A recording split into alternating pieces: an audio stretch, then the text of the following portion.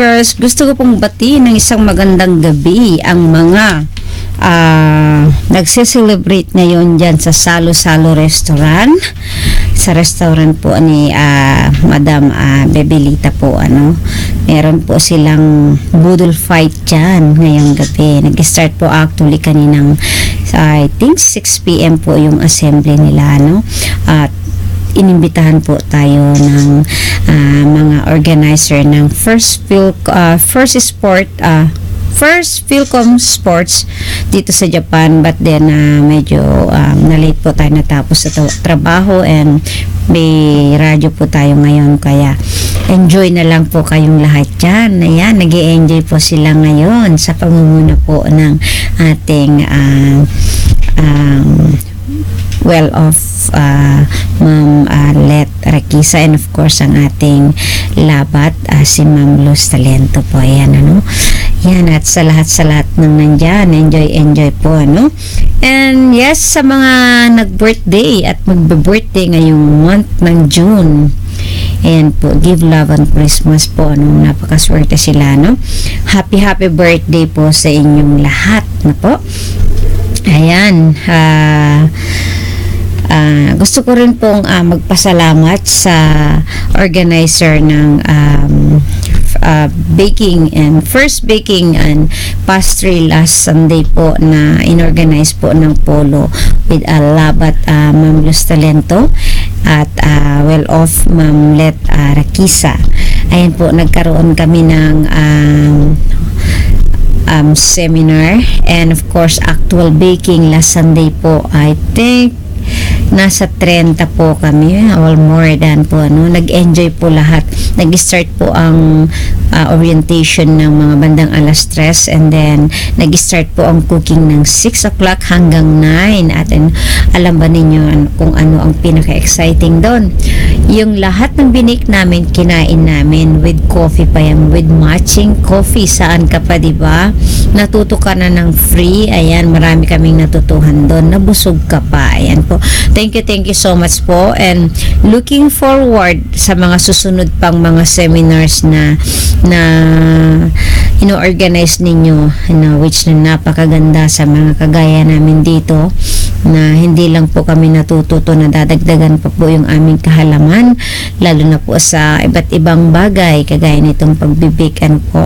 So alam nyo ba na pag nag-enroll kayo ng cooking is sa 4 na recipe or 5 na recipe na kukuha ninyo sa cooking school, ay umaabot po yan ng 40,000 yen ang babayaran mo. But then yung ginawa namin last Sunday, 4 na recipe yun, free, that's for free, and then kinain pa namin yung binake namin. Ayan, nag-enjoy po lahat. So talaga naman. And yes, gusto rin po natin batiin lahat ng organization dito sa Japan, sa ang Philippine Assistance Group na pinamumunuan po ngayon ni Ate Eleanor Fukuda po. Yes, isang magandang gabi po. At ang Samahang Pilipino naman na pinamumunuan ni Miss Linda Cularina, ang FICAP na pinamumunuan ni Ate Cora Kasuka, ang Odan J, I think si Ate Eleanor din po ang presidente nito. Baka po nagtataka kayo bakit dalawa po ang minention tong name. Actually, ang PAG is yan po yung pinaka-umbrella ng lahat ng organization po dito sa Japan. Ayan po.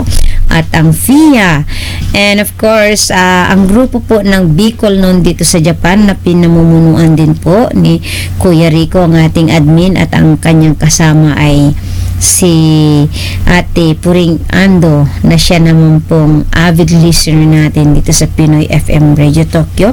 Ate Puring, isang magandang gabi dyan sa'yo. If ever you have a chance, please buzz. Gusto ko tang makasama dito sa sa radyo po. And of course sa Dosje na pinamumunuan naman po, actually ang founder nila ay isa kilala din natin, si Kuya Joseph banal. Pero hindi ko alam kung sino yung bago nilang presidente ngayon, ang Tong Ilmudo na grupo ng mga karate, yan, martial arts, na pinamumunuan din po ni Kuya Robert Alcampor. Ayan po, yan. And sino pa ba? Ang Japan Association of Novice Ejicanos at ang kanilang lahat ng kanilang mga member, at lalo na po sa kanilang presidente na si Francisca de la Cruz, and Asphil Job, samahan ng mga kababaihan na pinamumunuan ni Miss Jenny Nishimura, na kung tawagin namin ay Mama Jenny po. Ayan po, tropa ng Yokohama ni Ate Emer. Ayan, at of course ang grupo po ng mga Panay Island dito sa Japan na pinamumunuan ni Josel Palma po, and of course ang lahat po ng bumubuo ng Philippine Festival po, nasa pinamumunuan din po ni Miss Jenna V. At ganoon din po ang Sinag Japan na pinamumunuan ni Ate Joyce Ogawa. Ayan po, si Ate Joyce Ogawa ay makakasama po natin dito soon dito sa Pinoy FM Radio. Abangan po ninyo siya sa kanyang programa po. Mag-e-enjoy po kayo. Ayan po yung, and of course sa lahat ng mga organization na hindi ko po nabanggit, isang maganda gabi po sa inyong lahat. Ayan, and announcement po, iniimbitahan din po ang lahat. Ngayong Sunday, ang Samahang Pilipino po ay magkakaroon po ng Christmas party and birthday celebrant ng mga SP members po. Ito po ay free entrance. Ito po ay imbitado ang lahat, open po sa lahat, member or non-member po. Gaganapin po ito sa Chorus Restaurant dyan sa Meguro, malapit po, kung alam po ninyong Meguro Church. Ayan po, tabi lang po niyan.